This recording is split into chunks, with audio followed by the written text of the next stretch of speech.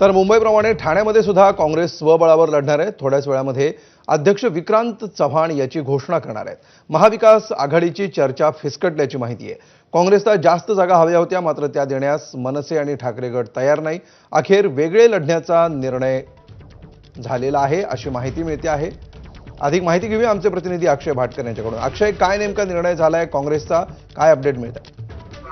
काँग्रेसचे अध्यक्ष विक्रांत चव्हाण यांनी ही घोषणा केलेली आहे की काँग्रेस जे आहे ते ठाणे महानगरपालिकेची निवडणूक ही स्वबळावर लढणार आहे, वेगळी लढणार आहे। आणि याचं कारण देखील त्यांनी सांगितले, ते म्हणजे ज्या जागा काँग्रेसला हव्या होत्या, किमान 30 ते 35 जागा या काँग्रेसला हव्या होत्या, त्या काँग्रेसला जागा दिल्या गेलेल्या नाहीयेत। केवळ 5 ते 10 जागा त्या काँग्रेसला देत होते। त्याच्यामुळे ठाकरे गट, मनसे आणि राष्ट्रवादी काँग्रेस, शरद पवार गट हे एका बाजूला आणि काँग्रेस एका बाजूला अशा प्रकारची परिस्थिती निर्माण झाली होती। अखेर आज काँग्रेसने हा निर्णय घेतलेला आहे आणि जागा वाटप निश्चित झाल्या नसल्यामुळे आता काँग्रेस वेगळ्या प्रकारे लढणार आहे, स्वबळावर लढणार आहे आणि ठाण्यामध्ये किमान 90 जागा आम्ही लढवू असा दावा देखील विक्रांत चव्हाण यांनी केलेला आहे। जास्तीत जास्त जागा या काँग्रेस लढवल्या जाणार। त्यामुळे आता या एका निर्णयाचा मुंबईमध्ये ज्या प्रकारे महाविकास आघाडीला किंवा मनसे आणि ठाकरे गटाला फरक पडणार आहे, फटका पडणार आहे, त्याचप्रमाणे ठाण्यात देखील हा फटका पडणार का याकडे लक्ष द्यावं लागणार आहे। कारण की ठाण्यामध्ये देखील अनेक असे पॉकेट्स आहेत ज्या ठिकाणी काँग्रेसचे मतदार अजूनही अबाधित आहेत आणि त्यांच्या मतांचा फरक पडतो। त्यामुळे नगरसेवकाच्या या निवडणुकांमध्ये कदाचित काँग्रेस वेगळी लढल्यामुळे ठाकरे गटाला आणि मनसेला याचा फटका बसण्याची शक्यता आहे। अमोल, निश्चितपणे अक्षय, ज्या प्रकारे ठाण्यातली समीकरणं आहेत त्यानुसार काँग्रेस जर वेगळं लढण्याचा निर्णय घेतला आणि आता जवळपास ही गोष्ट निश्चित झालेलीच आहे असं पण म्हणता येईल, तर कशा प्रकारची लढत किंवा कशा प्रकारचं चित्र ठाण्यामध्ये उभं राहू शकतं किंवा आपल्याला दिसू शकतं?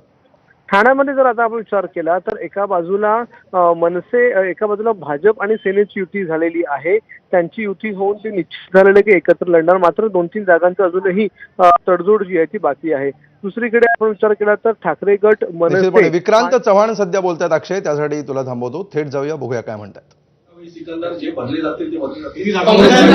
131 जे उमेदवार आहेत तुमचे ते रेडी आहेत का? हे बघा, आम्ही तुम्हाला सांगतो, आम्ही 3 नंबर प्रभाग, 2 नंबर प्रभाग, 4 नंबर प्रभाग, 8 नंबर प्रभाग, 10 नंबर प्रभाग, 11 नंबर प्रभाग, माझा 7 नंबर प्रभाग, 14 नंबर प्रभाग, 21 नंबर प्रभाग, 11 नंबर प्रभाग, 10 नंबर प्रभाग, 22 नंबर प्रभाग, इकडे आम्ही स्वबळावर लढणार आहोत।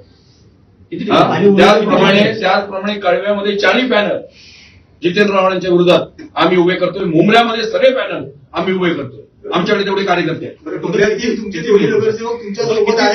किती सीट बघा, तुम्हाला मी सांगतो, कळव्यामध्ये, खारेगावमध्ये 4 प्रभाग, तिथले 5 प्रभाग, 9 प्रभाग आणि इथले 12 प्रभाग असतील अप्रॉक्सिमेटली। 21 ते 22 प्रभागावर आमचे स्वतःचे कार्यकर्ते 4-4 आहेत, ऍटलीस्ट 3 तरी आहेत।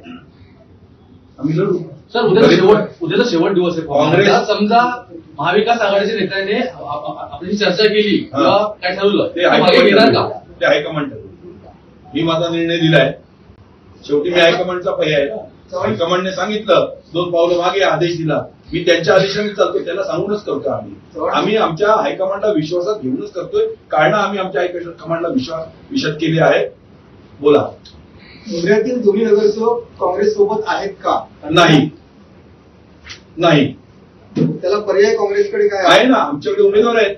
काँग्रेसचे उमेदवार गेले, नेते गेले, काँग्रेस संपत नाही। राहुल गांधींची काँग्रेस आहे। म्हटलं की अडचणी काळात तुम्ही आवडलं 100% त्या तुमच्या मुळावर गेले।